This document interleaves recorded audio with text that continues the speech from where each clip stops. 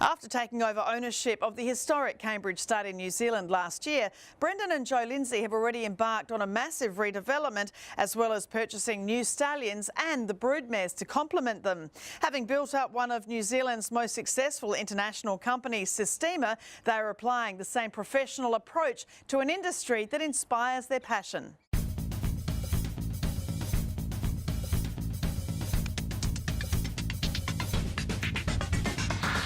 Shot the gate from the field, brilliant. Wide draws did not matter. And the yellow and black checkers of the Lindsays of Cambridge stud.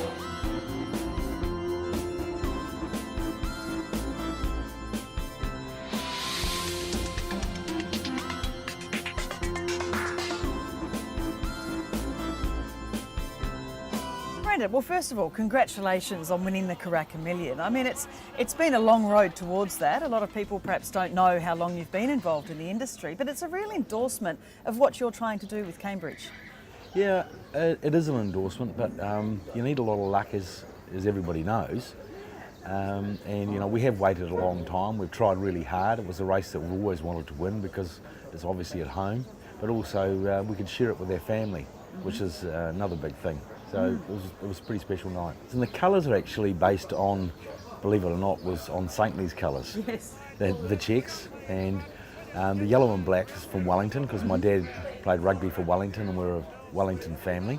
And of course we took those colours into the Cambridge stud logo with the yellow and black, so to try and tie it all back together, you know, to our upbringing and our family. What sparked the passion in you to invest in racing and breeding when you could have invested, after the success of Systema, in so many other different businesses? When we sold Systema, we didn't rush out and go and buy a new house or new car, because we were very comfortable and happy where we were. So then you sort of say, well, I invest money to make money. You know, it's not really what we wanted to do. We wanted to enjoy the formative years of our life, but we actually wanted to do it together. So we're so lucky with the racing. Jo's passionate. She loves the sport, and we like racing horses.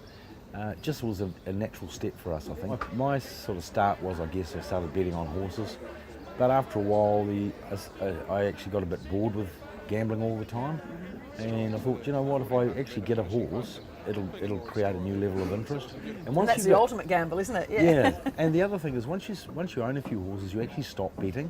Well, not stop, but you look at things a little bit differently. I can't lead a horse and I can't ride, but I find it such a relief, and when I had the business before I sold, to come out to the farm and wander around the stables and see the horses. I found it I found that when I turned off the motorway at Karaka, that everything went out of my head, and I just find it so relaxing. The passion's there, everything's there. We've been racing really for more than 20 years. Probably when we bought Judane 16 years ago from Penkara. She was really our most expensive mare at the time. And she's gone on to be an amazing broodmare. And although she only won one race herself, she was group placed 7 or 8 times, she has gone on to have 6 race horses that have all won. No, we just love it. It's just the best thing for us. As he really has made a name for himself on an international level.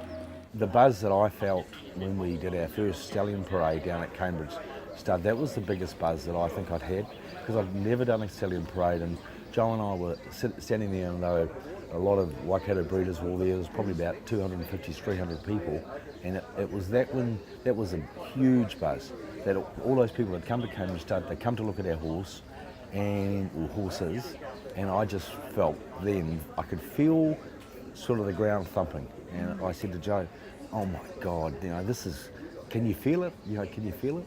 And that's what it feels like. And a great team around you too. Yeah. I mean, Henry and Michelle Plumtree, and then you have, you know, so many of the staff, whether it be Marcus, who's been there for a long time, or, you know, some of the newer members of the team. It's a really good mix, isn't it? We couldn't do without them. And having Henry come on board, and Michelle being there as well, because Michelle is now part of the team. Henry has this worldly expertise you can't be without. You know, he's been making quite subtle changes to the racing side as well. We look to that all the time for his advice. The key in the racing industry is to attract young people into the business, because they've got enthusiasm, they look at things a little bit differently, which is what you need, And we're trying to build a new team for Cambridge Stud, because we know that Henry and myself and Joe and whatever, the biological clock's ticking. We want Cambridge Stud to last long after we're gone. So we need to not only invest in the horses, but we need to invest in our people.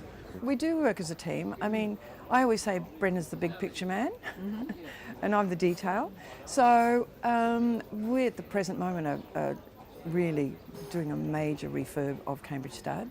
So all the outside, the buildings, the drainage, the paddocks, the fencing, Brendan's just so good at that large picture Big and infrastructure. getting the scale right. And after that I come in and do all the interiors, the sign, the buildings, how they should look. And so and then we just put it all together and we come up with actually a good result. What are some of the things you've applied that you learnt through Sistema and all your business life that you've applied to buying Cambridge and setting up this whole business and expanding it so greatly? What I found with my business, and when we had Sistema, we were exporting to 110 countries around the world. I was on a plane a lot. I was meeting people, meeting customers, and you really need to get your face out there. And that's what I learned, what I've tried to bring with Cambridge Stud. I've been up to Tattersalls, I've been to Hong Kong twice, I've been to Japan. We're out there trying to promote New Zealand breeding, promote. But if we sit at home and wait for people to come to us, we're never going to sell anything. And what I found with businesses, when I got on a plane and flew to England and sat in front of Tesco or Asda or somebody like that, I had more chance of getting an order than sending them an email from New Zealand saying, hey, I've got great product. Katie Page, Jerry Harvey's wife and partner, she actually gave me some really good advice about probably 6 or 8 years ago. And she said to me, Brendan, she said, if I've got to go to England for a meeting, I jump on a plane, I fly to England, I have the meeting and fly home. And I thought about that quite a bit, so I started to do the same thing. You have to work hard, you have to be prepared to travel, but business is business, no matter what you do.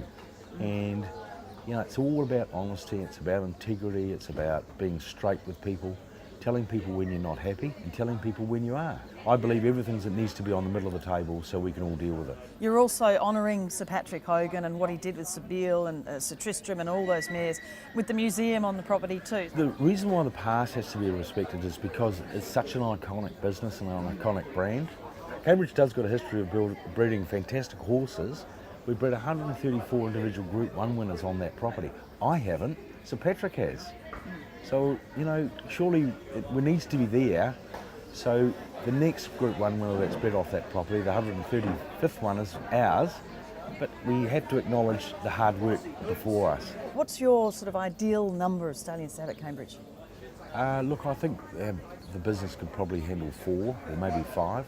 I don't think Cambridge Stud and the New Zealand breeding industry could handle more than that.